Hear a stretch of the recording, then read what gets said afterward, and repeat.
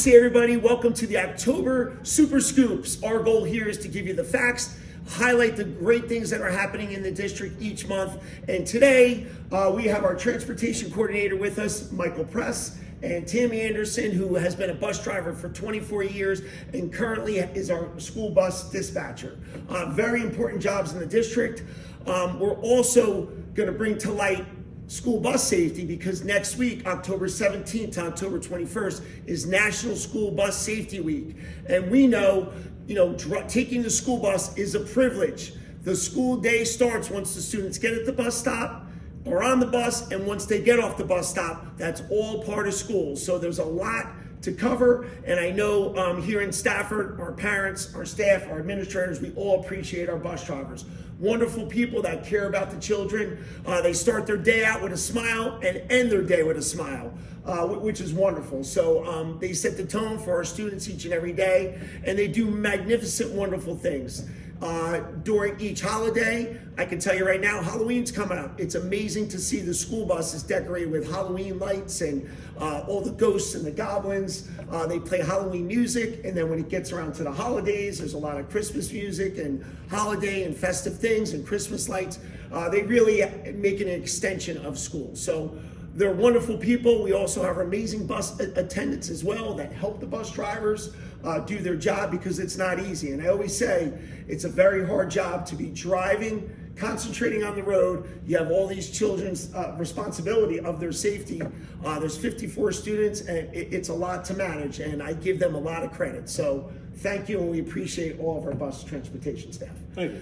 So we have our Director of Transportation, Mike Press, and I just want to ask Mr. Press, what are some of the most important safety issues you can have parents talk to their children about at home? Well, I mean, the safety starts as soon as the doors open up. A lot of the times the children will get on and they're just walking up the steps, and we always try to make sure that the children always maintain 3-point connection with the bus. There's railings on both sides, so hold on to the railing and their feet are on the steps. So there's always the triangle, there's always 3 points. This reduces the opportunity for the children to slip. Backpacks are heavy nowadays, so they always have a good hold. Once they get on is to sit quickly, fasten their seatbelts, keep them fastened, use inside voices. I know we don't prevent the children from talking or having a good time because a lot of times you'll remember the school bus ride for your whole life, how fun it is, the bus driver you had, the kids who you sat around, but we also want to make it safe. So you have to keep the voices to an inside voice, to an inside level, and just be mindful and follow the direction of the driver and the bus attendant. Absolutely. I think inside voices is key because we all know, as a parent, my children are a little older now, they're driving, but when you have them in the back screaming and yelling, it's hard to concentrate on the road. So yes, one of our one main rules is inside voices always to help the driver focus. I have another question for Mr. Press. When should the children arrive at the bus stop? That's always a question. I know here in Stafford, you have done a wonderful job of communicating things out, if buses are going to be late, if they're going to be early. And as you know, and if you didn't know out there, that there is a national-wide bus shortage to have drivers and bus attendants. So sometimes we do have to jump through those obstacles, and I know you have done a great job in communicating that out to the parents. That being said, when should the children arrive at the bus stop? We always recommend that on the parent portal that it has the arrival, the pickup time, and the drop-off time. We always recommend to the parents that they're there 10 minutes prior to the pickup time. Because if the bus is running ahead of schedule, if there's some children that aren't at bus stops and they just come up, you can pick up a minute here, a minute there. So it snowballs into where if you're there 10 minutes early, there's less chance that you would miss the bus. Absolutely. Okay, that's really important. Also, is it a big issue if the students unbuckle their seatbelts while the bus is in motion? Let's talk about that, because I know a lot of times, some of our older children as well, 6th graders, maybe think it's cool and tough not to put their seatbelt on, but something really bad could happen if they don't. So what's the importance of that? Well, I know, just like when you're in your car, you have to keep your seatbelt on at all times. A lot of the school buses now have the integrated 3-point seatbelts, which the children are a little bit more accustomed to from in their car and even growing up with the car seats going across.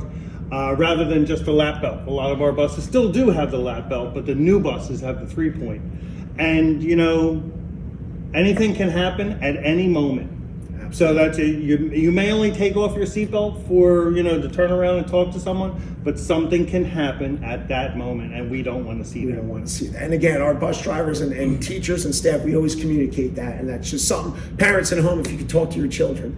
Also, I know at the bus stops, you know, students gather at the bus stop, you know, in the morning, at the end of the day as well. What's the importance of really not standing in the street? Because that could be an issue too. What are your thoughts on that? Well, again, you're going back to safety. A lot of times the bus drivers will come to me and I will send out a voicemail to the parents as the bus is approaching. A lot of times the children are throwing a football around or they're playing, but they're out in the road playing, which is, you know, unsafe where they shouldn't be. They should be off to the side waiting for the bus to arrive, you know, in a group, you know. That's right. And I know a lot of parents are out there and they do supervise that, so we appreciate that. So that's extremely important. Yeah. Now I just want to shift gears a little bit to Mrs. Anderson again, who has been a bus driver for 24 years. She's now our dispatcher, a very important job in the district. Why should students remain at the designated bus stop and not move to meet the bus at maybe another bus stop or another area? Because sometimes we see children will do that. It's more or less about accountability. You know, we want to make sure that, you know, if a child is at a different bus stop and that child gets hurt, we have no record of that child being at a different bus stop. Right. So it's more of a safety issue, if anything. We do have incidences where, you know, a parent may call and say, hey, you know, my son, instead of getting off at this bus stop this afternoon, he's going to meet, you know, his Aunt Sally at this bus stop, you know, and that's fine in an emergency situation. Right. That's fine to do. But other than that, it really comes down about safety, and we need to know where these kids are at all times. Yeah, you make that is the biggest. Very good point. Safety and accountability. The bus drivers want to account for all of your children at all times, which is really important. I know here in Stafford, our students in preschool to grade 2, you know, they are little. They're little children. So what we do is we never let children off the bus if we don't see their parent or relative or someone. We never let them off the bus. We'll circle back around. We'll bring them back to our EDP program. So that's something and comforting to know that, you know, if I'm a parent and I have a kindergarten student, that, you know, if I can't be at the bus stop, our bus, you know, crew does not let people off. And that's a good point that you brought up, because we do have designated drop-off forms that the parents do fill out on their parent portals. And there are times that parents will call us and say, oh my goodness, I'm not going to be able to make it to the bus stop this afternoon. Can I add, you know, my brother or my sister? And the best way to do that is to email us at transportationoffice@staffordschools.org. Okay. And then what we do is we send it to technology where they're able to open up the parent portal and they can update it from there. But we usually will take that email and we will also forward it to the driver for that afternoon. Oh, wow. So this way, everybody's on the same page, the child's gonna be safe and get off with the proper person. Perfect. And we also ask that whoever's picking up a child, if it's not mom, dad, you know, the person that picks them up 108, you know, 75 days out of the year, if it's someone else, just to have ID on them. Okay. Because that way they're on the designated drop-off form and we have ID so the driver can match it up, so, you know, everything's check and balances. Great. And I know, you know, Mr. Press, Mrs. Anderson are always available. If something happens, you don't see your child, or maybe they're later than usual, always call right away. All the calls get directed right to Mr. Press, Mrs. Anderson. They will get back to you. You can also call the building and the building principal will get back to you. So we want to assure you that we're always keeping the children accounted for. Always. Absolutely. And one thing for Mrs. Anderson and Mr. Press, if you want to jump, but we did talk about bus rules and bus. How important is it for the children to follow the bus rules? It's very important. It comes down to safety, not only for that child in particular, but for everybody, for all the other children, for the driver. That's why bus rules are in place. You know, you want to make sure, number one, that they're buckled, because if there is an accident, even if there isn't an accident, just say the bus hits a bump. Right, anything. The child can, especially if they're small enough, they can fly out of the seat. So that's a big thing. And I have seen kids, because I have rode a bus as an aide. Sure. So I have seen kids just kind of like bounce a little bit. Inside voices that you mentioned earlier, that's a huge one. That because the driver's trying to concentrate on the road. And, you know, you have to remember these children are sitting behind the driver. So they Yes. have a mirror. So every time they take their eyes off the road and look up, they're not watching what's going on in front of them. Absolutely. So that's a huge one. And for the most part, you know, once the children are reminded, they usually do kind of tone it down. Yeah. So, and you know, and we have reinforced with the kids and explained why. Right. The we why need to do behind it. Right. Absolutely. We don't just say you have to do this or you have to do that. Right. We also explain why. So that's really a big one. Right. And obviously when the children get older, when they can drive 17, they'll know and appreciate, well, Right. that's why, because we know as parents, like I said, you could get distracted and it only takes a little bit. Right. So in speaking about some of the rules, just to recap, inside voices is one of probably the number one rule. Number two is definitely seatbelts. Always wear your seatbelts. I know I want to talk about cell phone usage because I know that that's kind of a hot button item right now. I know here in Stafford schools, our policy is no cell phones in the sense of, you know, when you get off the bus, yes, you can activate it and text mom, dad, and see where you are. But I know on the bus, there's confidentiality of maybe videotaping children or maybe children fighting over their cell phones or a cell phone dropping in the aisle and then they get out of their seat to go get it. I think there's a lot of things that could happen with a cell phone. So I think, yes, we don't want cell phones, but right as soon as you get off the bus, that's when you turn it back on and communicate with mom and dad or parent. Absolutely. What would you say? And I was even talking to some of the principals, and if I know some parents like to know when the child's getting on the bus, and if they voice that concern to the parent, some principals have said they can come into the office, turn it on, text mom, I'm getting on the bus, or we're going out to the bus, then shut it off, get on the bus, and like you said, when they get off the bus, continue. Continue, absolutely. So that's another important one. Also, you know, again, aisles clear at all times, no backpacks, you know, maybe no sticking their legs out because anything can happen. Backpacks could go flying and up and down and hurt somebody. So those are important things. Always, just like in school, you know, hands and feet to yourself. You know, nobody should be touching anybody or, you know, horse playing or throwing things at people. That stuff could be a huge issue. And I know, you know, our transportation will pull the bus over if there's anything extreme and address the children right there and then, and call the administration as well. There's been times where we had to get called out for certain things like that. Yeah, we always know what our buses are doing.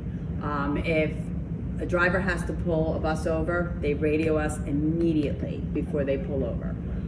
If they have to reroute due to an accident or a detour, they always radio me and let me know that they're rerouting. We always know where our buses are and what they are doing.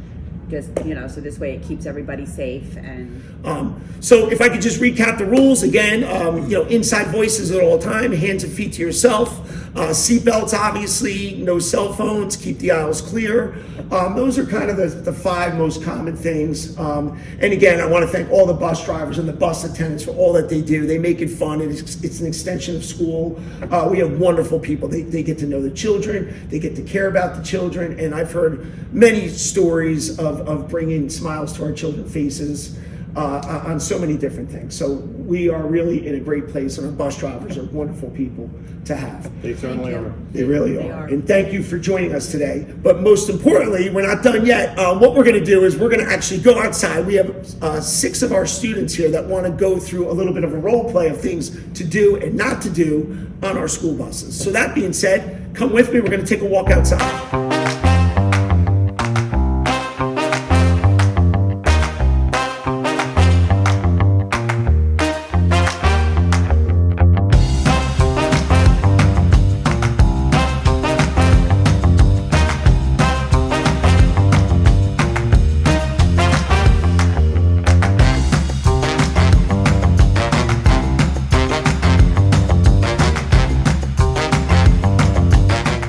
Stop.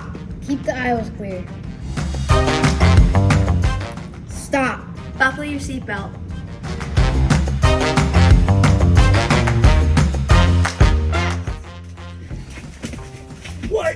What's going on? Go! Stop. No fooling around on the bus. Let it go! Let it go! Let it go! Stop. Inside voices only.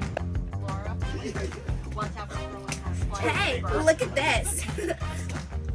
Stop. No cell phones on the bus. Thank you, bus drivers and bus attendants, for all that you do.